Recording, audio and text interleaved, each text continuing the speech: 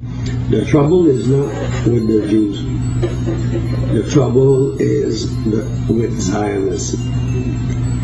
Jews don't like Zionists. Most Zionists are false Jews.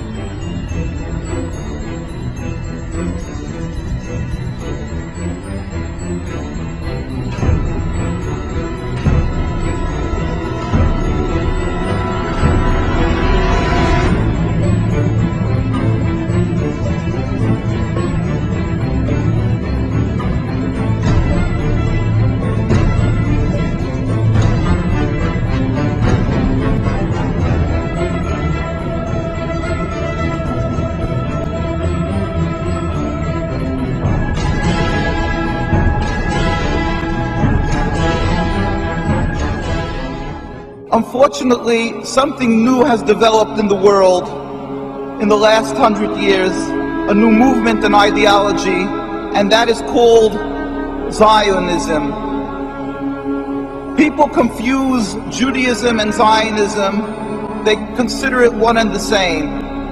But it could be nothing further from the truth, because in actuality, Zionism is antithetical to Judaism. It is the diametric opposite. Judaism is a religion, a spirituality, to serve God, to be subservient to God, practiced by Jewish people for thousands of years, to emulate God. As in Hebrew we say, Mahu rachum af ato tehei rachum. Just as God is compassionate, you must be compassionate. Zionism is the transformation of Judaism into something new, entirely different, into nationalism, a political goal to have a land, to be a proud nation amongst nations, removing God from the equation. Judaism was the way of the Jewish people for thousands of years by all the God-fearing Jews. Zionism is 100 years old by non-practice created, concocted by non-religious Jews as a whole. Theodor Herzl, people who detested and abhorred the religion and looked for a way out, for a way to be considered still distinguished people and still remain not people who were thrown out of the community, so they gave themselves a new form of Judaism. Congressman Julius Kahn presented Woodrow Wilson with a letter from three prominent Jewish Americans. They were Henry Berkowitz of Philadelphia, Max Senior of Cincinnati, and Professor Morris Jastrow of the University of Philadelphia, Pennsylvania. It read in part, "We raise our voices in warning and protest against the demand of the Zionists for the reorganization of the Jews as a national unit, to whom now or in the future territorial sovereignty in Palestine shall be committed. This demand not only misrepresents the trend of the history of the Jews, who ceased to be a nation 2,000 years ago, but involves the limitation and possible annulment of the larger claims of Jews for full citizenship and human rights in all lands in which those rights are not yet secure. We ask that Palestine be constituted as a free and independent state, to be governed under a democratic form of government recognizing no distinctions of creed, race, or ethnic descent, and with adequate power to protect the country against oppression of any kind. We do not wish to see Palestine either now or at any time in the future organized as a Jewish state." The Torah is very clear in that when there was a decree of exile for the Jewish people 2,000 years ago, we were expressly told by God that we are forbidden to try to recreate our own establishment, our own entity. We are forbidden to have a state. Even in an uninhabited land, we must accept that our being expelled from the land of Palestine and the destruction of the temple was not because of our physical lacking, but only because of our spiritual lacking, that we were not on enough of a high level of spirituality. The books of the prophets are open, anybody can see and read that. And we yearn and pray as a Jewish people for the day when ultimately God will end this exile that we have been sent into by He Himself, without any human intervention, when all humanity will recognize the one God. There will be a metaphysical change in the world, as it states across from the United Nations in the conclave wall called the Isaiah Wall, that the day will come when they will beat the swords into plowshares. One nation will not pick up a sword against another nation. That is what we as a Jewish people must yearn and pray for.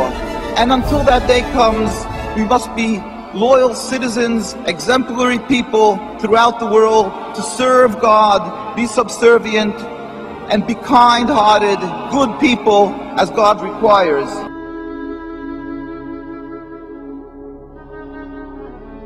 I start by saying that I'm a Palestinian with strong Armenian roots, with a commitment to serve Palestine as a whole. I am a product of a Palestine that was pre the State of Israel, with a birth certificate that says Palestine. And I think I have inherited that vision of that beautiful geographical spot that is a melting pot of different ethnic groups, which in my Christian faith is also the cradle of Christianity, but also the source of Judaism and Islam.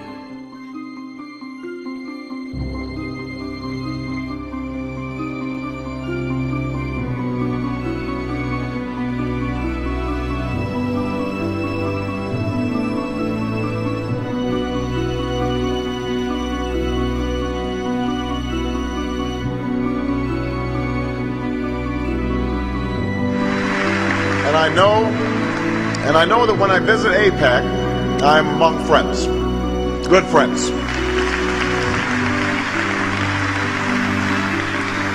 Friends who share my strong commitment to make sure that the bond between the United States and Israel is unbreakable today, unbreakable tomorrow, unbreakable forever.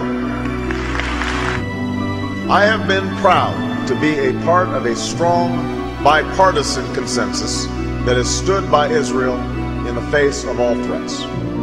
That is a commitment. That is a commitment that both John McCain and I share, because support for Israel in this country goes beyond party.